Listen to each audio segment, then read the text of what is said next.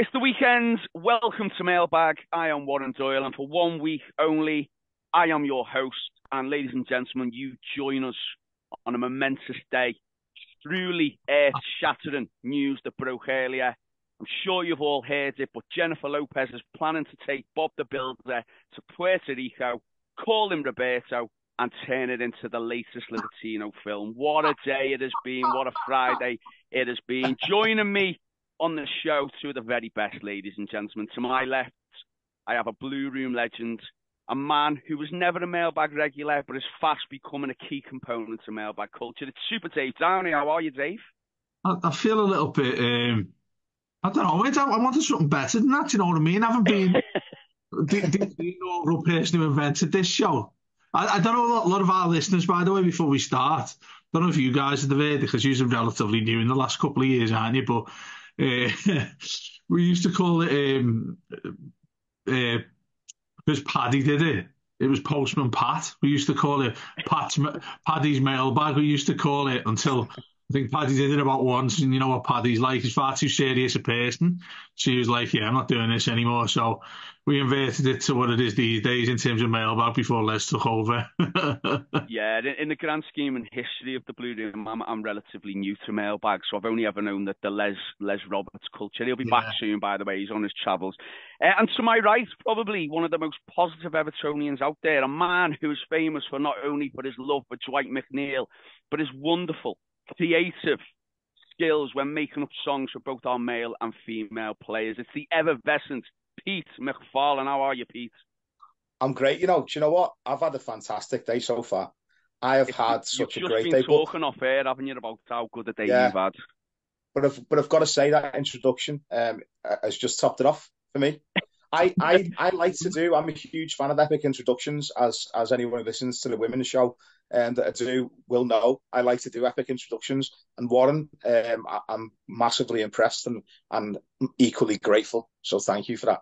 Anything for you too. And Peter, I have to say a personal thank you for you, because I know you are big into the Everton women's team, and it's quite personal for me, because I, as many listeners know, and I've said that many times on Mailbag, I am a PE teacher at school, and I have recently, in the last couple of years, taken over the girls' football teams, and it is absolutely brilliant to see the women's game grow, and you play your part in it as well, mate, by speaking so proudly about it on this show. And you put your money where your mouth is. You go to the games and you make up the songs, as I said there in the intro. So, fair play to you, and that's a personal thank you from me to you. So, listen, we're going to get straight into it, and I'm going to bring back a Mailbag favourite here. I'm going to throw you a little bit of a curveball, because what I'm going to do, I'm going to do the hot topic. I'm going to ask you two questions, one slightly easy, one slightly harder, about news that's happened this week. And whoever buzzes in first gets to answer. Now, to buzz in, I'm going to ask you to name Everton managers from the past. So that's your buzzer. So, for instance, we're not going to use Dyche, but for instance, if I ask you the question and one of you said Sean Dyche, I'm going to get you to answer the hot topic. All right, so your first hot topic question is this. And it's actually a question that come in from Matt Lusk. So here we go. Everton managers at the ready. Have you ever overstayed your welcome? Ooh. Come on. Joe Royle. Go on, Dave. Joe Royle, great answer. Have you ever overstayed? What's the news story, Dave? Have you ever overstayed your welcome? It can't. I mean, the only thing I can think of, the top story today is obviously being across the park. But surely, there you go. Correct. Is this an irony? Is this meant to be like sort of the opposite of saying that he's outstayed his welcome when they all want him to stay? Yeah, I think it's a bit of Mafflus playing a bit of Billy silly arse there, but I liked it, and I needed the hot topic question to start off with. So there we go. So Dave, it is obviously about the news today that Jürgen the German's stepping aside at the end of the season. So before we get your opinions on that, Dave, have you ever overstayed your welcome with anything? Overstayed me many times, mate, many times. Do you know? I've done it at I wouldn't go as far as saying parties, but when you get to a time like, say, even a family event or something like that, and do you know what? I go as far as like Christmas Day, which sounds like quite cruel, to be honest, but we used to go to my auntie's who passed away a couple of years ago, and our tradition was to go to hers. And she lives in this big massive house. So she get like the whole family around there about, I don't know, just after you've had your Christmas dinner in your own house. The tradition was get around to hers at about 7, 8 o'clock, and then everyone has a drink, play party games and all that stuff. But then like a couple of us stragglers would stay until about 3 or 4 in the morning, and obviously she's in her 50s at the time. She just obviously at some point just wants to go to bed. So like the amount of times we'd sit there talking and she'd be yawning and my uncle would be yawning, thinking, looking at the watches and all that, saying, yeah, it's time you got off for your day, but obviously far too polite to say so. But then you get home and you think, yeah, I've took the piss a little bit too much there. Do you know what I mean? That's the quite boring answer to have. The other one, when when you've been to a birthday party of someone you don't really know, but you'd end up being like the star person I'm not saying I've been the star person in it, but when enjoying it a lot, and you don't want to leave because you're enjoying it. Yeah, somewhere you've gone with your partner, and you've not known their particular mate, but you've got there, and then like started talking to everyone, laying off a load of jokes about who you're with and all that, and you've become like you've sort of you've taken that you've been the shining accountant there. Do you know what I mean? You've been the star person rather than your missus next to you who's the person who is the person who's like mates with everyone and you don't know them all. Done that a few times, mate, and felt like they're best friends rather than theirs, and then she's kicked off when we've got her home. So yeah, couple of occasions like that, definitely. There you go too. I remember years ago I worked in a pub when I was at uni, and there was a couple who used to come in every Tuesday night, and it was like they were retired, so it was their little night off, if you like, where they could go and get boozed up, and they'd be very generous in buying you drinks and all that, and you'll have that, there's one for you, have it at the weekend, that type of thing. But they'd want to stay, and they'd want to stay, and they were lovely, and you didn't want to throw them out because they were so nice and buying you drinks. But then and you'd look at your clock, and it's 1 o'clock, and you're thinking, I was meant to clock off at midnight, and eventually you'd have to get rid of them. And I thought, whenever I think of that, I always think of probably times when I've been boozed up and wanted to stay and hang on, and probably annoying the hell out the bar staff. But that's probably mine. Pete, what about yourself? Ever overstayed your welcome? It's probably got along similar lines. The only sort of slight variation I can think of is whenever I was on a podcast with Dave around Christmas time, and I started singing me Dwight McNeil songs. He for some reason Dave just wasn't in the festive spirit. He just wasn't feeling it. He wasn't feeling the Dwight McDisco. So yeah, I feel like there were occasions where that wasn't the festive spirit. That was the 365 days a year spirit, is what that was with that fucking song, that bloody song. Dave's effectively banned you from mentioning Dwight McNeil on some shows, which that's how much it's got to him. I swear, I should actually contact McNeil and show him this stuff, because he messages you pictures of him. He messages him wearing different clothes. Definitely been standing outside his house. There's definitely a little bit of a little brother, big brother thing going on there, isn't there? That's it. He's not at his house wanting to do his shrubs and everything. I'm telling you. Well, you were shocked. Dave actually said he was gonna get Dwight McNeil on, for me to finally meet him. And I said to him, I actually met him a couple of weeks after he signed. We were in a supporters club event at Goodison Park, and Dwight McNeil was there. I've got the photo evidence to prove it. Is this an event? Was it just not you running after him in a taxi or something? I mean, I wasn't invited to the event personally, but I managed to get in. Overstaying your welcome. Yeah, overstaying your welcome. There you go. Yeah. It was like the 50th selfie I asked for was probably the moment where it was I'd gone too far. But and then other ones are just basically just similar sort of stories to do with drinking when I used to drink. And I know that my mates Rob, Ben, and Doddy in particular, and Jay, we had this thing where a few away games where we come back late and end up in someone's house. And inevitably it tended to be Rob's house, and Rob's girlfriend would come home, and we'd all still be like watching the replay of Match of the Day that we'd recorded at like 5 a.m. It'd be time to go, 5 hours ago, lads. Yeah, we've you know what, it's that, isn't it? It tends to involve booze, doesn't it? But we've all got stories with that. So yeah, that's obviously an homage to our friend Jürgen across the park, calling it a day after, I think it'll be 8 years, won't it? He's been there after that. But look, we'll leave it to our equivalents across the park to talk about that news, we're obviously going to move on. And I've got a second hot topic question for you. This one, well, I thought the last one was easier, but it took you forever to answer it, so I don't know how you're going to do with this. But this is a more difficult answer. It's a news-related story from this week, I think in the last day or two, actually. So here we go. Everton managers at the ready. Have you ever been top of a list? Of a list? Mike Walker. I hope this isn't anything to do with like Epstein and. No, I can assure you, it's not. No, it's not. But I like your answer, Dave. Any ideas? We've got Mike in the same sentence is a bit of a mad one as well, isn't it? For legal reasons. Yeah, I'm exactly. Just say that Dave there's no relation to Mike Walker and the aforementioned Epstein. Dave, any ideas what this news story's from? It is a difficult one. I'll grant you both that. Top of the news, really? Not really top. It's in the news, but it's not in the news. Not a top news story, should we say? It is a difficult one. I mean, do you want to give us a hint? Go on, Mark. Okay, I'll give you the hint.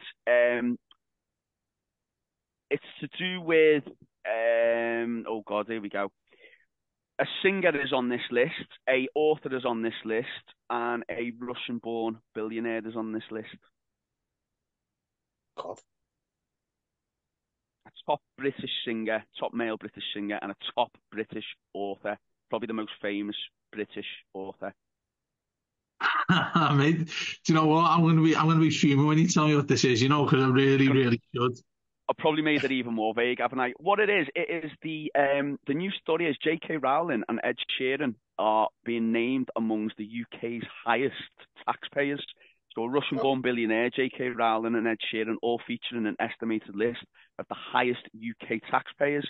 On the BBC website, it does have a top 10 list. A fellow by the name of Alex Gerko, I don't know who he is, but he was the owner and founder of the algorithmic trading firm XTX, who has paid this year $664.5 million in taxes. Other people on that list include Bernie Ecclestone, Sir Tim Martin, Sir James Dyson. Mike Ashley is on that list. Interestingly, though, Rishi Sunak's wife is nowhere to be seen. No, so yeah, going back to the question, have you ever been on top of a list, Pete? On top of a list, I can't think of any in particular. I'll be honest with you. You can change it up slightly. So the thing I was thinking of. Go on, Pete. Sorry, you carry on. I'm actually top, or I have been top up until last week. We do like a women's fantasy football league online, and it's a worldwide league, you know, for the WSL. And up until last week, I was top of the whole thing. So like out of everyone worldwide. Wow. Worldwide. So women's fantasy football.com, I think it is. And I'm obviously top of our mini league, but I was also top of the whole league. I'm second now by 2 points. But yeah, so I was fleetingly top of that list. That's impressive. I mean, I know there's probably not a bigger span of players in terms of the for instance, the fantasy Premier League with the male players, but I think fantasy, for any fantasy sports are very, very difficult. I've tried my hand a couple of years now with the fantasy NFL, and it's just ridiculous to even try and compete, especially when you're like me and you don't know a huge amount about it. So I think, yeah, well done, mate, getting top of that. You have to keep us. That's going to be a thing now. If you know one mailbag, I want you to update us. I don't care who's hosting. If Les comes back and he's talking, just cut him off halfway through and say, "I'm now top again of the fantasy WSL fantasy league." Dave, yourself, ever been top of a list?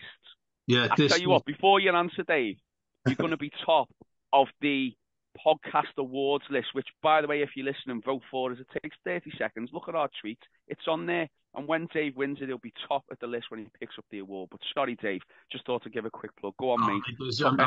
I'm certainly not top of that list, mate. I think we're all equally top of that list. The amount of work we all put into this bloody podcast. Shouldn't say bloody podcast, should I? Because no one will vote for it. But anyway, delete that. That's the beauty that I've got as the person who's the editor. But anyway, this is one that it's really surprising. This so I used to go to Merchant Taylors, which many of our listeners will know is like quite a really posh school. It's in Crosby, and So this will sound really mad at first. So we got told this is in in year seven, first year in senior school, yeah, and really posh school and really expensive to go to it. But I won a scholarship to get in there. So walked in there like in about five scousers in the entire year. Do you know what I mean? It was like people who used to make it to boats into the marina and walk up to school. They do that rich, the people there. Anyway, we found out that Walkers, you know, the crisps, Walkers were going to be filming an advert at Merchant Taylors, right? Oh, right.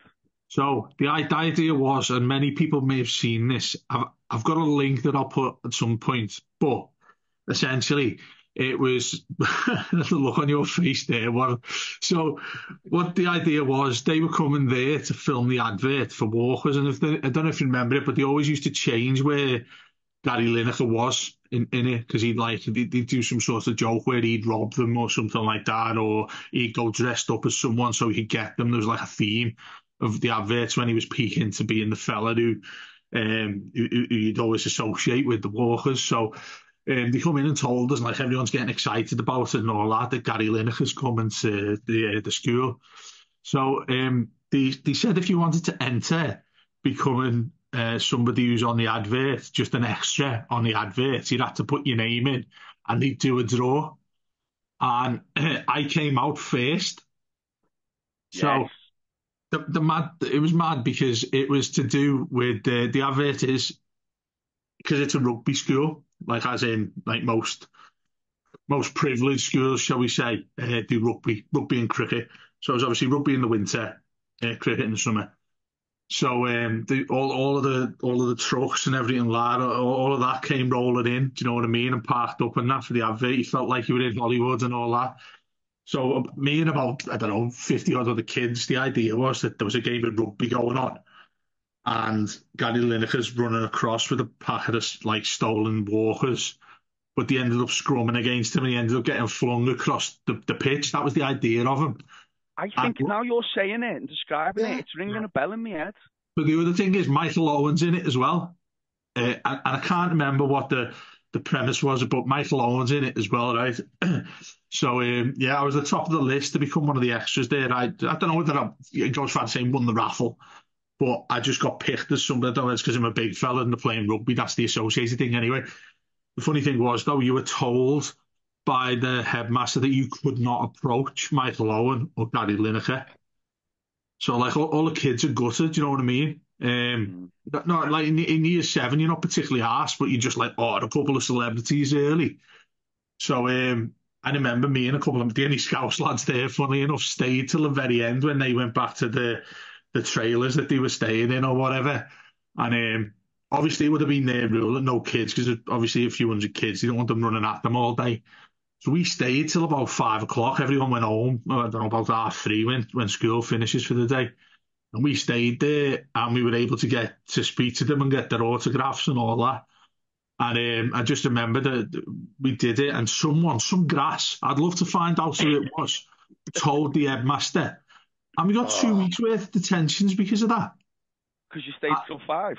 Yeah, because we approached them to get our autographs and a nice photo.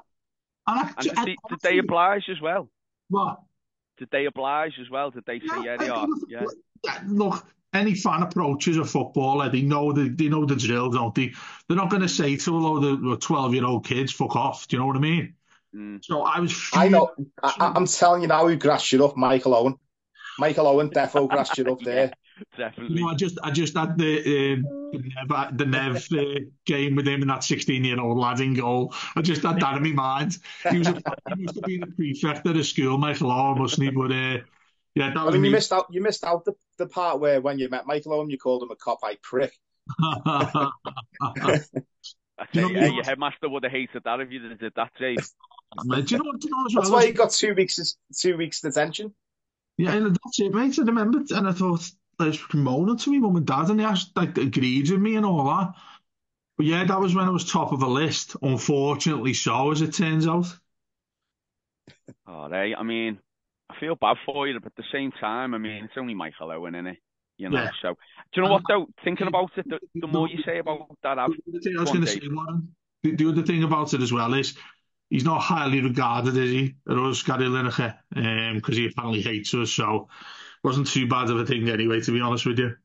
And he didn't stay long enough, did he? And he always says it was the best club side he played for. Yeah. Now, I think he meant ability and playing wise, but yeah, I mean, look, 40 in a season, didn't he? Score 40 in one season 40, with us.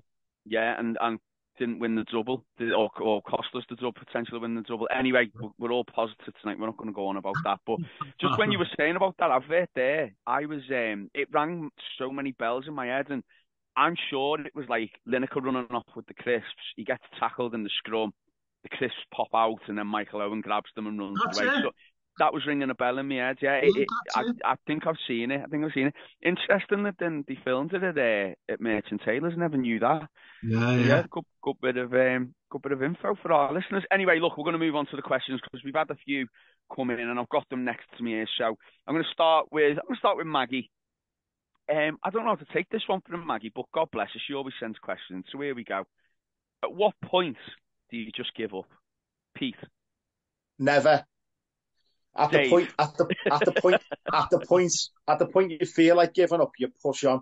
You hit the wall, you smash through it. The answer is never. Do you know what? Years ago, years ago, I was in a multi-story car park, and I was with someone who was looking to find the way out to the shops and whatever. And this woman got out and she said, "Excuse me, do you mind? I for some reason I just can't park this car. Do you mind doing it?" I was like, "Yeah, all right." Bit of a weird request, but yeah, all right. And I regard myself as quite a good parallel parker. Could I park this car for this poor woman? I just went to pieces. And in the end, I think I was over the line. Like one wheel was over the line, and I just, I love you. There you go. You parked, and I had to just give up at that point. So I'm choosing to answer that one lightly. But no, I agree with you. Never give up. Never give up. Always go for it. Dave. I'm complete opposite of the both of you. And I don't mean a complete opposite. In a way of like, we're playing crap. Let's get off. I'm not like a park ender who gets off on about 60 minutes if we're 1-0 down. That's a dig towards Les. Dig towards nobody else, by the way, because he's a park ender who notoriously gets off early. I'm not good at wasting time. I don't like wasting time or people's time. So like I play golf. Aside from the footy and Everton, golf's my favourite sport. If I go, like I won't play in the winter normally because the weather, like you seen yesterday, it was blowing a gale, it was pissing down. So I won't go and play then. But I have a lot of mates who are just like even more addicted to it than I am. Who'll play, all the year round. So I start playing around March, as it starts approaching spring type of thing. And if I go out, I don't mind playing in rain. But this sounds quite random because you think it goes along with the sport. When it's blowing a gale, I cannot stand playing golf when it's blowing a gale. And I'm not talking like a little breeze. I'm talking like, we've had storms and everything in the last few days, but people will still go out and play. If that happens, and I'm even if I'm playing well, I'm like, I'm not enjoying this. I can't enjoy playing when obviously it's a sport that's typically made for summer.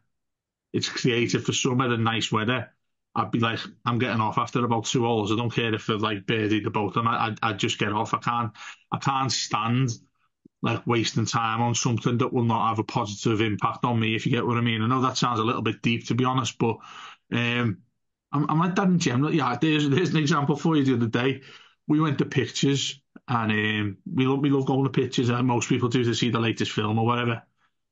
And my Mrs. Haley decides to go with all of her ladies in her family, the lady side of her family.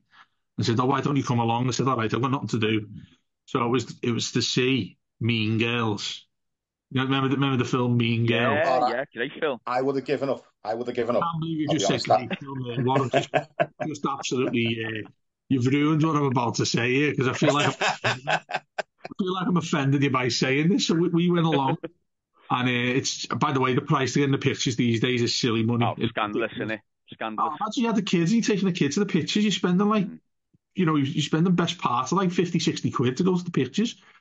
So anyway, this Mean Girls one is the 2024 version, which we turned up, and I turned up thinking it's a new film. It's like Mean Girls 2. It's not. They've just remade the first one, with Lindsay Lohan in it and all that. Yeah, yeah. You've just come up with a new one with new actresses and all that. So I got onto that sadly about 10 minutes in, and I said, so look, I'm going to go and sit in the car. Like, give me the car keys now. I'll go and sit in the car for 2 hours. I'm not sitting here watching this. But to add to that, it's chocker when you go to the pitches on a Saturday night. We went, and the only seats left available were the very, very front ones. Oh. Now I'm like six. Oh yeah, that's it, Pete. I'm 6'3", so I know you've got your nice chairs that so that you can force back and all that to lie in. But I'm not joking. My neck was like that, like all the way through, and I'm sitting there like that. I'm lying back like that. But they put us on the side as well. I've got sadly took a photo of it, but I'm like, the way you're looking directly straight at your screen now. It was like I was looking. If you were sitting, I was looking like that over there, and seeing about, I don't know, like the angle I was on. It was nearly flat on, so I could only see like the side heads of people on the film and all that. One of the worst 2 hours ever, mate. So you talk about giving up. I think there's appropriate times when you just do that. Do you know what I mean? I think that is a very appropriate time to give up. And I love the way halfway through you describing that Pete completely changed his philosophy on the idea of giving up. So, well, if you start messing with classics like Mean Girls, cinematic masterpieces like the original Mean Girls, then there has got to be a line. There's got to be a line drawn somewhere. Do you know what I mean, Warren? Yeah, I absolutely agree. Should have given up. It should have been the director halfway through when he realised what a travesty they were doing. That's what should have happened. You must give up as a teacher. There are times when you must have. I hope there's no kids watching this, mate. Or I can delete it if you tell me to, right? So it's just between us. But you must see some kids at your school that are proper little bastards, and you just think to say to them, just go, just get out now. Wait outside, or with you do PE. Just go, Rich, mate. I'm not having this. Just go, Rich. Do you know what? I can hand on heart to say we've got great kids in our school. I'm very lucky. There we go. But there are no, genuinely it is. But there are sometimes there are some kids you just go, I'm trying everything for you here, and you're just throwing it back in my face. But I've got a rule: never give up on a kid, and always try and work with them, even if they push you to the nth degree. But if that happens, I take myself out of the situation and we try again another day. But I've told you, just quickly on now, we're going a little bit off tangent here, but I've told you this story, Dave. Dave very kindly asked me to do a thing for BBC News when the prospective new owners were coming, and I filmed it on Zoom, and I spoke to one of the reporters, and I go to school on the Tuesday, and they're doing badminton, and I'm walking through the sports hall, and the year 8 kids, and one of them just says, "Sir, do you ever listen to the Blue Room podcast?"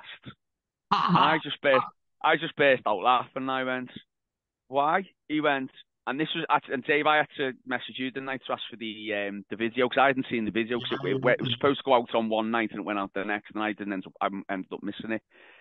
And the kid, he did not allow phones in school. He said, "Can I show you something on my phone, sir?" I went, "Yeah, go on." And he pulls the phone out, and it's the whole 2-minute clip of me with my name and the Blue Room. And every time I see him, this kid now, he goes, "How's the Blue Room podcast going, sir? I'm going to listen this week," something like that. But I don't think he wouldn't have had access to mailbag. So I've got to be slightly polite, but fuck him.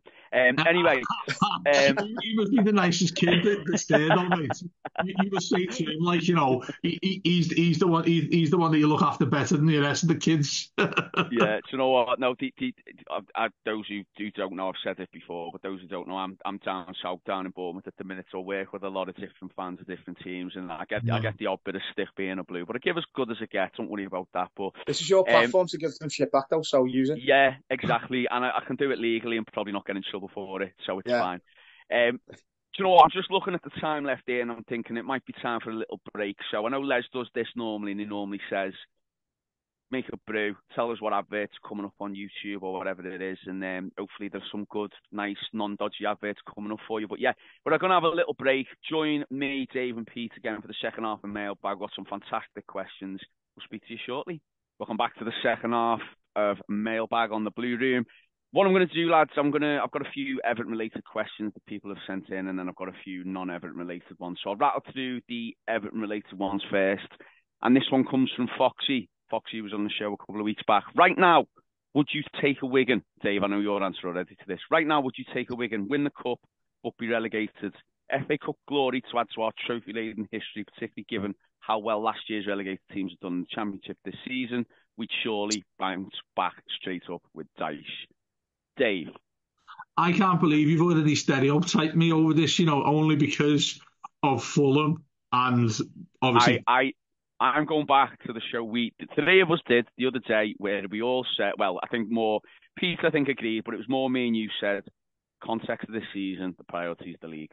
Yeah. Do you know, I'm probably a lot closer to leaning towards going down with the trophy, but that, I don't know whether that's because this news that's been released today from the government about 10-point nonsense and all that. I don't know whether I'm starting to feel more confident that we're definitely going to stay up anyway, and actually that he care like Matt Jones about the trophy. But if you look at Wigan, Wigan are well gone these days, aren't they? In League One, aren't they? Struggling in League One these days. As much as we laugh and joke, I couldn't see that happening to us. Also, though, I think it's the kiss of death if you think you can bounce straight back up to the Premier League, because I think you won't fully know about it, and hopefully we never learn to know about it, that you go down from the Premier League, how difficult it is to come back up. I think every Aston Villa fan will tell you that. Every Newcastle fan will tell you that. You look at how low they had to go to get back up, and it certainly went first time. I think it'd be a decent pub question, really. How many teams have gone down and straight back up? There can't be that many. So having ran round in a circle there, I'm still going to say stay up, don't win a trophy. So I'll stick with my guns. Stick with your guns, Pete. Yeah, I've got to say stay up. I've got to say stay up. Having said that, I think I said the other day, the two are mutually exclusive. I'm greedy. I want both. Stay up and win the cup. But no, realistically, Premier League's got to be the priority just for the finances of the club. We're about to move into a brand new stadium. We can't be moving into that new stadium playing in the Championship. We need to be in the Premier League. So as much as I despise the league, as much as I despise the governance of it, as much as I despise the referees and VAR and everything else that comes along with it, we still have to be here, unfortunately. But yeah, although to be fair, there's something to be said about how funny it'd be if we'd be one of the clubs in Europe and not be in the Premier League. That'd be quite a funny. Didn't Millwall do that 2 years ago? Millwall did it when they got to the final. I want to say 2004 against United. Yeah, I think you're right. Obviously, Wigan will have done it as well. Is that still the rule, though? You can still play in Europe if you're in it. Yeah. Is that still the rule? Is it? Yeah. You win the cup, you get Europe. Isn't it? It's like, you know what modern football is like, but your manager, I think's got to be UEFA Pro license, qualified, coaching badge. Yeah, because like there's the fella in the National Conference, the Dorking manager. So I don't know if people know Dorking's story, but Dorking Wanderers were like a Sunday League team, and they've genuinely like gone through every league promotion all the way. And the guy who's the manager, he's also like the owner and does a lot for the team and whatever. And they've said to him, if you ever did get promoted into League Two, you won't be able to manage them because you've got to have your badges. So they've said to him, like, would you get your badges? He's like, no. Are you telling me I've brought this team all the way up? You're telling me I've got to get some fella in a tracksuit telling me I'm qualified to manage this team? Yeah. And he said, what he'd do, he said he'd hire the ball boy or someone as the manager, and then he'd just give him all the instructions. He said that's the loophole around it. That's always the thing it is in both remarks, isn't it? That you need that to get to a certain level, but then the rules still fine that you could just get someone off the street to be the manager and you just tell them what to do. I know it's. I mean, you've got to have standards, haven't you? But it is stupid. Like, surely with him, it's like a special dispensation because of what he's done. Yeah, but yeah, there we go. I wanted to add to that question, the Foxy, and I know nobody's ever done this on this show, I don't think, but to add to what Foxy's question was, if it meant that we had to stay in the Premier League, but the sacrifice was to never win a trophy in the rest of our lifetime, what would you do then? No. That's You go oh, down Yeah, I don't know. for an I FA think ever. I think if we had to go down to come back up and rebuild, then there's something to be said for that. Do you I know? don't think now's the time for that to be happening. No, I think it's because such a crucial time because of the finances, because of the stadium, because of everything else. I think because of yeah, all those things in particular, I think now we can't even be thinking like that. We got to stay in the Premier League. but there's a really depressing theory that I've thought of many times is that we don't win a single thing in our lifetime, and that really scares me. That really It, scares me as to like what our club is. yeah, I mean, it's such a hard. I mean, I think. See, for me, and I might be alone on this. For me, I just think there's so much to be said for competing in the top league, and I mean, it's a hypothetical question. Well, it might not be a hypothetical question. We might never win anything, but Yeah, I just think the league's the be all and end all. I know we might never win it, but I just think there's something to be said for. I love it whenever we play Villa, and they always reel off that it's the most played game in English football. I think there's a lot to be said for things like that, and you know, I know history doesn't count for everything, and there's Evertonians, and we're all the same. We were desperate to see us win something, but I just think there's so much of the foundation of English football built on clubs like Everton and Aston Villa and Accrington Stanley and these teams who were founders of the Football League. And I think there's a lot to be said for that. And for me, I just feel that the league is where your status as a club keeps you, if that makes sense. But listen, I think to another question slightly, Dave, and this could maybe be something we bring up on a future show. If you were guaranteed promotion the following season, would you go down and win a trophy? I think that'll get a lot of people thinking.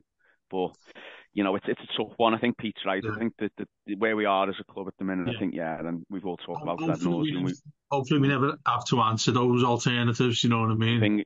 I mean, if you'd have offered, if you'd have said to any City fan, by the way, you're going to be in Division 2 and you're going to play Gillingham in a playoff final, and you're going to be 2-1 down in extra time with the last kick of the game. But by the way, over the next 20 years, you're going to win the treble. Would you take it? I think a lot of them would have taken that. So that's maybe Yeah. something to look at. You know what, though? You'd say that to many City fans now. I know we're going on a bit of a tangent here, but I tell you what, I don't know, how old do you say, similar to like, how old are you, Warren? 30. There's a lot of 37 I am now. So a lot of people in the late 30s and older. I know where you're going with this. I've spoke to a lot of City fans who preferred it when we were at Main Road. Yeah, I mean, that, but also like, I'm a year younger than you, which is quite unbelievable if you're watching this on YouTube. But I've spoke to those fans who've had both parts of City, and they not only said that was the most traditional and better time that they had when they basically didn't have a pot to piss in and got down to that division, had to win by penalties, otherwise they wouldn't be the club they are today. You'd have to go down a completely different road, and you haven't got the richest people in the world trying to take over your club. But then there's others that have said to me that they feel they've earned to what they've got now, which I think is a little bit ludicrous to say so, because it's just pot luck basically that you get that. I mean, and I know there's never been an interview or a proper interview with these guys that own Man City, but I'd love to know what the idea was that it was to take Man City, given where they were. You're not talking about Todd Bowley, who goes into Chelsea as a billionaire and he picks them up because they're well-established side and a lot of the states knows Chelsea. That's why he's gone in there. Whereas what happened at City, where was City at the time? Mid-table side, maybe. Really interesting. They'd also had a bit of investment before then, by the way. City high fella, wasn't it? He got jailed, didn't he, that fella? But he brought his Robinho. friend, and he brought Robinho, didn't he? They started making waves. I think Robinho came under the ownership now, but you are right. Before then, they were signing players like who was the Brazilian who was there for the season? He was brilliant. Alano and players like that. Yeah, and that was when they were just starting. From Hull. Yeah, and players like that. I mean, it's a mad rise. And do you know what, Dave? You said something there. It's key. I think for me, if we ever won something, I'd look back to things like a home to like 4-0, a home to Bolton, we get beat, and results like that, and going away from home and seeing us like them fellas who went, and sorry, women as well who went to Burnley the other year and saw us lose 3-2 and everyone thought we were gone. If we ever win a trophy, you look back at them nights and them days and them games and you go, I've earned this trophy because of what I've been going through all that time. That is spot on. That's football, and do you know what I mean? Listen, I always say about Everton, it's character building. If you can come through supporting us, you can do anything. So, anyway, moving on. Going to stick with another Everton question here, and I like this one, and I think it shows this person's age here. LGK has asked, rank in order of most stressful the following seasons: 97-98, 21-22, 22-23. So I'll just read that out again. So he's missed out 93-94. So I think that's telling his age there. He must be a young fella, AGK. Hopefully it's really good for what he thinks how old we are. Yeah. But yeah, so for me, I was looking at this. I remember I think I was 11 or 12 in 97-98, and I didn't appreciate at that age how serious we were. So I didn't. It sort of passed me by a bit, even though I knew if we'd have got beat to Coventry, we would have been down. I knew it, but I didn't quite appreciate it. Yeah. I think for me, being in that ground last year with them 10 minutes added on time, that for me, I would have loved to have had a heart rate monitor on at that time, just to see what I was going through. I was in a daze walking down County Road after that game. So for me, it's 22-23 season, and then 21-22, and then the 97-98. That's what I go for. Dave, what about yourself? So what order are you going in? Sorry, I'm going last season first as the most stressful. Most stressful. Then I'm going 21-22, and I'm only edging last season out because it went to the last day. 21-22 didn't, so I'm that's why I'm edging that one out, even though that was very stressful. Yeah. And then 97-98, albeit very stressful, I was probably too young to really appreciate how stressful it was. So that's what I'm going for. I'm going to switch mine and go 21-22 and Palace. I completely understand what you mean, but that's only due to the fact that we had Arsenal away on the last day of the season where we were going to get absolutely nothing.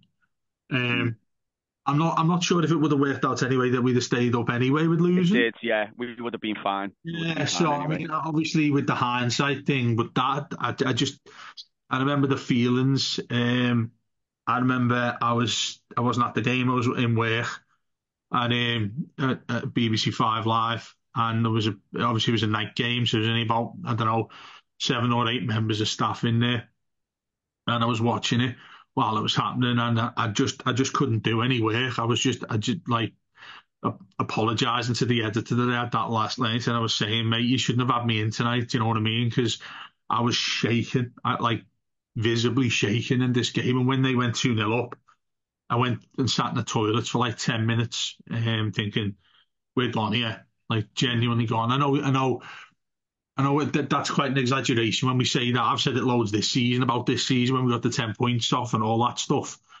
But then it felt like this is real. This is real now. We're gone. But then when Dom scores that winner, mate, I think I screamed the entire. Have you ever been to into the Key House in Salford? There's 5 floors of it. And obviously a lot of people work on each floor. One's news, one's sport, all that, different kinds of BBC things that you hear and watch and stuff. And I screamed that place so loud. People come to the side, because there's a balcony on each floor, come to the side thinking something had happened or something like that. And I just screamed and started crying. So from an emotional point of view, I'm going to, maybe controversially, I'm going to go 97-98. I have a distinct memory of this. Again, I wasn't at the game, but me and my dad and my mum were at my auntie's, who I mentioned earlier on in the show. We went to a Christmas, and I remember my dad was telling me how important this was. And like I said, same age as you there, wasn't similar age to you at the time. It's like you didn't fully get it as a fan. You knew you were an Everton fan, and you knew, Everton are winning, that's great. You'd have a bit of a piss take out your mates and stuff like that. But at that time, my dad told me how serious it was, and he was like, we've been like this for many years, son. If Everton lose this game, then there might not be an Everton. My dad was, I was like, hang on, when I a kid, like, when I got a bit older, it was like going a bit heavy, that dad, wasn't it? When I was only like fucking 10 or 11 years old. And we listened to it on the radio. And when Dion Dublin scored, mate, and funny enough, I've worked with that fella sometimes, and I've felt so many times going up to him and saying, mate, you were safe. Why did you have to be asked? Why did you have to be bothered about this? Yeah. And then, of course, when Chelsea fans wanted Bolton to win, that was atrocious. Yeah. That was atrocious. And then I remember that Jody Morris scored and made it 2-0 to Chelsea. And the ground was silent, wasn't it? The ground, Bolton. They were supporting Bolton. That proper pissed me off, that. Because you think, like, I don't know, they never have, like, I know not certainly in the north don't like Chelsea, but there wasn't a particular, like, bitterness between Everton and Chelsea. Do you know what I mean? Yeah. So that proper got me into the emotions of the game, I suppose. And then last season, I felt, even though it didn't work that way, I felt a lot more comfortable that it was Bournemouth at home. And again, another side that came to Goodison and side their arse off to try and win the game. Oh my God, the shot at the end that Pickford saved, I mean, it was relatively comfortable. But they look like Brazil 1970 for that last 10 minutes, and you go, lads, what are you doing? You're not even going to move up place if you get a draw. Like, what are you doing? And you know, it's quite funny that we say that, and sort of ironic, really, because we're talking about how clubs need to keep the intensity, the way in which the integrity they play in that, they are these days, to make sure that the league and the game is pure. When we're now talking about going to court and stuff like that with the actual place that runs the game, when we talk about corruption and stuff like that, it's quite interesting, really, isn't it? That you're thinking, hang on, we want you bastards to just sit on the floor, we'll go 3-0 up and all go to bar. Do you know what I mean? It's quite interesting that there's that sort of integrity there. Yeah. Pete, what about you? What rank are you going with them 3 seasons? Well, if the 97-98 was the first season, I had my season ticket, which I'm still in now. So that was an experience. Put it that way. It was a really strange season. I do remember from that day, I was only a kid, same sort of age. I think it was 11, 12, and I remember my dad parked up in the Anfield school car park. And as we were getting out the car, he said he'd been trying to tell me and my brother about, if we go down. He basically sort of got us in the mindset of this could happen. I think my dad genuinely thought we were gone. And I always remember my dad saying, if we go down, do you still want to come next season? And as I say, it was like a lot of stuff that happened with my family and stuff in the build up to, like, before this. So that season being our first season, I think it was quite meant a lot, you know what I mean? It was like our time with my dad. And when he asked me and my brother if we'd still want to come if we got relegated, and me and my brother both said, yeah. Oh, I'll definitely, Dad, we we want to come to the match with you. And my dad walked ahead of us, and it sort of, I caught up with him and I realised he'd actually was crying. And it was like a bit of a, real emotional sort of thing of like this. I think I'd never seen my dad upset before, ever, through anything. And that was the first time I saw him, like, really crying. I remember going into that game thinking, well, whatever happens, it's okay, because I'll still be going to the match with my dad. Do you know what I mean? So that kind of mitigated it. That kind of took the pressure off slightly, because in my head I was thinking, it's all right, we'll be okay, we'll get back up. Like the priority was, I'll be going to the match with my dad. Yeah. So fast forward into... Still hold that positive attitude right now to this day. Doesn't matter. We'll still come back up. Yeah. Still be here. I mean, I love the Bones. Pete, I love the Bones. You was one of my best mates, but you drive me fucking crazy when you're always saying to me, we're going to be fine, it's a sertraline I'm on, mate. It's a sertraline. It's the antidepressants. They keep me here. Genuinely, that's what it is. You can always tell when I'm off my meds. But anyway, yeah, moving on to I'd have to go. How do I pick between last season and the season before? I think the season before was most kind of again. Is it surely the most drama? Palace. But then you say Palace, but then last season was just we were getting hit from every angle. When you think about all the things that were going on off the pitch, when with the board, with all of the protests, with with leaks and these things about the club, about the headlock and all that sort of thing. It just felt like every single day we were getting like battered from all angles, like like physically and mentally. There was all this stuff going on, similar to this season, by the way. But I kind of feel like last season was the one for me because I remember the Palace game was just pure and utter, like the relief of it in terms of the fact that we came from 2-0 down. And there being in that atmosphere was just incredible. But there was kind of something in the air that night. Once we got the first goal back, the belief was back in us. And we suddenly just, Richarlison in particular for me and Dele Alli, those two just had something about them where you thought, we've got this. That Bournemouth game, though, the longer that went on at 0-0, the more I thought we're gone. And it was especially I think it was time as well with Leicester, with Leicester winning. But it was a different type of pressure as well, because like Dave sort of said, we were going into that game with, believing, well, we've got Bournemouth at home, we should beat them. And it's a different kind of pressure because the longer it goes on, the more pressure builds.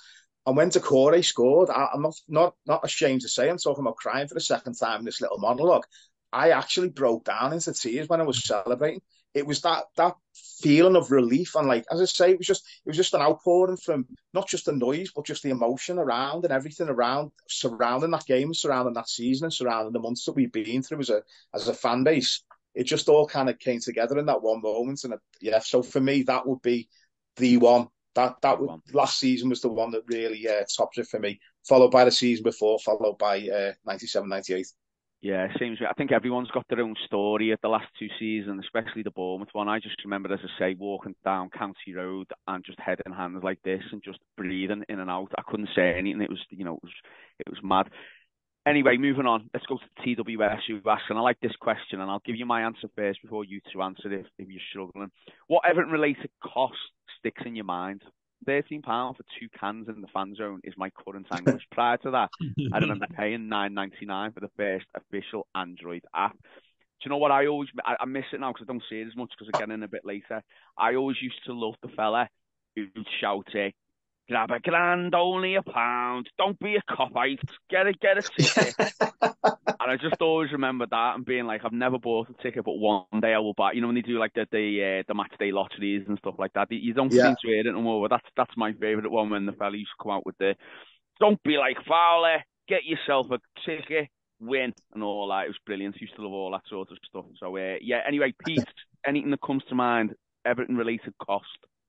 Well, going back to seeing my dad cry, I remember when Everton sold Duncan Ferguson to Newcastle, and I ended up racking up a massive phone bill phoning that Everton club call line that was like £1 a minute, because there was no internet, like there was no real way. You had the pink echo and teletext, and that was about it. But I hadn't quite appreciated just how much it cost to keep phoning it for hours, literally over and over again. And if people are too young to know what that is, the Everton club call, basically it was just like an answer phone that you'd phone up, and it was just on repeat. It was just the latest news story on repeat. And I managed to listen to it for about 3 hours. And I say the second the other time I saw my dad cry was probably when he got the phone bill for that.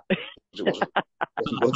I bet you were grounded for a long time with that club call. What I was banned from using the phone, put it that way. God, yeah. I mean, kids now and youngsters now probably just don't appreciate them days and what we had to do to access our news. Didn't have podcasts and that back then, did we? Dave, what about you? Any Everton-related cost that springs to mind? Yeah, just on the club call thing. Then it was like ringing the phone. Well, when you rang to know what time it was. When you 1, 2, 3 ring. Yeah, one, two. Oh yeah, something like that. 1, 2, 3, 4, and you rang it. I can't remember what it is, but don't want any of our listeners to go and try that out. By the way, it'll cost you a few million quid on your phone line. I've got 2 quick ones there. Just in mind what Pete said there, really sprung to mind. The text messages, the old Nokias that you used to get, and I'm talking towards the end of the 90s, early 2000s. It was an absolute rip-off because it was like £2 per text, but you could subscribe to getting a scoreline text from the game. I was playing footy with my mates when we were playing Aston Villa in the FA Cup, and I'm almost certain we got beat 1-0 with our man Steve Stone, who scored the goal at Goodison. I think it might have been last 16, something like that. And I remember looking at my mobile and it told me the score and then it told me full time. And I just felt like throwing the phone into the frigging river or something like that. And yeah, I remember my mum and dad were fuming with how much that cost. Main one for me though, in the Everton shop, which is obviously just outside Goodison at the Park End. I remember walking in as a kid. Might be in the season after we won the FA Cup, and obviously they sell like loads of memorabilia and stuff like that. I went near where like merchandise was sold and all that, and I looked and under the desk there, under the glass, there was a mini replica of the FA Cup, but like it was an identical replica, but about, I don't know, 4 or 5 inches. It was like in a little glass. It looked amazing. It looked like immaculate, the same. And I don't know why, as a kid, maybe I had something in my head, but I wanted that. I desperately wanted it. And it cost 60 quid. And I said to my dad, he went, I'm not buying you that for 60 quid. And I ended up crying and fuming and just swearing the house down when we went home. I felt sick that I didn't get it. And years going by, I'd go in there and it'd still be there. And obviously 60 quid was worth a lot more back then than it was as the years went on. Yeah. So devastated, never got it for Christmas. But yeah, the cost of it was absolutely ridiculous. Yeah, things like that in the megastore, they have got some weird stat now and again, haven't they, that they sell, and it's I think it's always mad when club stores, not just us, but anyone, particularly when Christmas comes around, they do like, what's the maddest thing you can buy? They sell some mad stuff. But I think your dad did you a favour there, Dave. I think it would have been a 60 quid down the drain there. Yeah. Listen, we've got a few more questions, but we are running out of time, so I won't get through all of them. I'm sure Les will pick them all up next week, but we're going to go through a few non-Everton questions now, and here's one I like from Chris Lee. Chris asks, what's your favourite board game? And have you ever tipped the board in rage, then stormed off sulking? Now, Dave, sorry to do this to you, but I see you as a sulking kind of guy when it comes to board games. Have you ever sulked off at a board game, and have you got a favourite board game? I love the image you pick up of people of me, mate, honestly. Don't think I'll be buying you a pint when we meet up again tomorrow. But, I mean, I think most people would think, you're going to say Monopoly. You're going to say Monopoly for just when you get to the point where everyone else has bought hotels on their places on it, and you just get hammered every time you land on that, mate. Again, it refers to that question when Maggie asked, do you ever give up on things? Monopoly. Everybody gets Mayfair and Bold Street and all them, the green ones and the pink, the purple ones. Like, I'll buy Old Kent Road and all that whenever I can for 60 quid. And it'd do nothing for you. You're probably spending too much on it than you earn if someone lands on it. But if that started happening, people are building hotels with like loads of £100 notes on it, I just say, yeah, mate, it's all yours. Nice family game. Get to fuck. I'm going to sit in the living room and watch the telly. That's the thing about Monopoly, isn't it? Like, it's such a good game, but it drags on. And then, like you said, when people start taking the lead, you get a little bit, I can't be doing this anymore. I think there's many. It can last hours as well. It can stay days. It can last, but I think many people will be agreeing with you there. And I think many people, I think they shouldn't be ashamed to say that they've sulked a little bit when playing Monopoly. Pete, what about you? Got a board game in mind? And have you ever sulked and tipped the table up? I don't think so. You know what? I'm not massive on board games. I'll be honest with you. I tend to avoid them. I tend to be like, I come up with like the excuse after Christmas dinner that I'm tired. I'm going to go for a nap, which tends to be when my brother gets the board games out. You know what I mean? I don't know whether it counts, but would chess count as a board game? I know that I've got a mate called Matt. I've got a mate called Matt who's a teacher, and he actually teaches chess, and he's one of them annoying people who's really good at like loads of different things. Like, he's great at darts, and he's an unbelievable pool player, but he's great at chess. But what he didn't realise for years was that every time I went out to his house, he had a chessboard out. It was a lovely chessboard, with like these hand carved. It was a beautiful looking thing. But every time I went round, he used to move one piece, and then every time I come back, it had obviously been moved back. And what he didn't realise was that I was actually playing against him, and every time he moved the piece back, that was him, giving up. Basically, that was him conceding defeat because he obviously didn't make the next move. So I explained to him that I'd actually beaten him about 50 times in chess, and he wasn't happy. And he was also quite relieved that he wasn't going mad, because he actually did say, I was wondering why there was always one piece getting moved, and I was like, yeah, that was me. Yeah, chess, yeah. Yes. I think you've got to have a bit of brains to play chess. It's a very mind Yeah. powering Yeah, game, unless you isn't just it? move one piece. Unless you move one piece, Yeah, and then unless leave you it to move the other one. one to concede. Yeah. Yeah, Patience and maths. yeah. I think for me when I was a kid, I used to love Mousetrap just for the little thing, the ball that Yeah. span around, and at the end when the little cage comes down, and yeah, I think that I was think for it's me. hard to put the cage on, though, Warren. It was You hard know, to set it up. it'll fall Yeah, down all the time when it you're trying fall to build down. it. Yeah, but it was great watching it as a kid Yeah. and things like that, and Screwball Scramble and whatever. They when they used to the adverts to them used to come on, used to always Yeah. want to sit and play them. Listen, we're I going would to say, finish. do you Go know on. what? Just dead quick. Connect Four. I'm sure I've done a few rage quits in Connect Four over the Oh, years. You know Yeah, when yeah, you know when you feel like you were about to get beat and you just accidentally like tip the bottom, like you yeah. just flipped the bottom. So it's, oh, I was just trying to pick up a piece. Do you know what I mean? And it was clearly that you just, you you know, finished the Just done game. it. yeah, Yeah, rage quit. yeah. It's counterproductive, isn't it, board games? Because they're great for the brain, but then they just turn everyone into like vicious, angry people. So, yeah, no, I like that question. Good mailbag question. That. Listen, as I said, we're gonna finish off with the last question. We've got just under 5 minutes left, lads. So, just bear that in mind for when we're answering these. But and I say apologies to everyone who didn't get the questions read out this week. Les will do it again next week. But I like this one. I'm going to finish off. It's another question by TWS, and this will get your creative juices going, Peter, in this question. So he said, the appalling rebranding of Radio City got me thinking about radio. Please, can you perform your interpretation of jingles, either presenters or programs, for the hypothetical Blue Room FM? So here we go. So what I'm going to do, I'm going to hand over to you because I've picked you up here, Pete, for you being creative. I need more time. Okay, I'll give you a bit more time. But what I want from you, Pete, is I want your best Blue Room theme jingle. Dave, you're going to introduce the weekly in a cheesy old school DJ style. And then when you finish, I'll play a song that leads us into the Blue Room FM song. So we got that. So Pete's going to do the jingle. Dave, you're going to do it's 3:15 on a Tuesday night. You're going to do that cheesy DJ bit. And then I'll play the song through my phone on the speakers that you lead into. And you've got to try and hit it, Dave, on the lyric before the singer song starts, all right? So I'll give you a little minute, Pete, to do that. But, you know, just think of it. Because listen, while you're thinking, Pete, as well, just thinking about this, bearing in mind Les has been doing the Arl adverts and whatever lately, and then we've got, you know, our very brilliant Blue Room anthem that we play before shows, which I think is absolutely fantastic, by the way. This could potentially be something new, and I know Matt Jones, if he's listening, will definitely be thinking about this to start on shows in the future. So here we go then, Pete. Have you got one in mind? I don't. My mind's gone completely blank. I think start with Dave with his introduction. I feel like that seems a little bit easier. Dave, I'm putting you on the spot, but go on, give us your cheesy DJ intro. I don't know. Okay. Classic Everton fan. Are you the biggest blue in the country?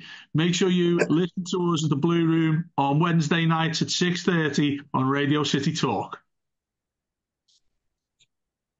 Over to now, Pete McFarland with his jingle. God. We're talking about Dwight McNeil and give you a tune. We're talking about Everton on the Blue Room. Oh, brilliant! And do you know what? We're going to leave it. We're going to leave it there. Blue Room, random with tune. I might have been a bit loud there on the old speaker there, but never mind. Listen, what a way to finish. And do you know what? I'll tell you what I'll do in the last minute and a half, just for you two and for all our listeners out there. I'll sign off with a cheesy DJ throw off to about the Blue Room. So here we go. Thank you very much for listening to me, Warren Doyle, Dave Downey, Pete McFarlane on the Mailbag Blue Room special this week. Have a cracking weekend. It's the Toffee Blue Boys. They're facing up against the magnificent Luton Town Hatters, all the way from down there in southeast of the country of England. Don't forget to tune into the Blue Room where you've got your fabulous Matt Jones having his weekly sessions probably with Paddy Boylan if he's not too moody, and with Mark Mosey with all his big words like he swallowed the dictionary. That's right. Probably be back in the Denby for the Denby Disco. Matt Lusk will be there, no doubt about it. But make sure you tune in to the wonderful Blue Room. It's me, Warren Doyle, with Dave Downey, Pete McFarland, signing off. Have a great weekend.